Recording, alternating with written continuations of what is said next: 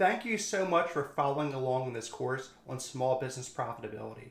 I think that now you should have the knowledge, the confidence, and that you're just ready to take everything you've learned here and apply it in your business. If you don't have a business yet, I hope you're really ready to get started. If you already own a business, I hope you feel super empowered and energized.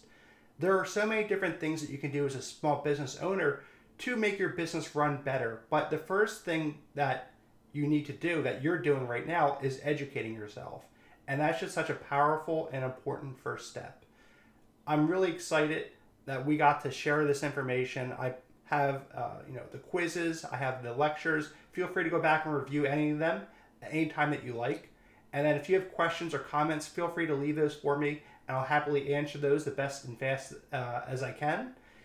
Otherwise, it was a pleasure having you here. This is the first of a series of videos I'm going to do on small business profitability. So stick around and check out my content regularly. There's going to be a lot more to follow. All right, I'll see you later.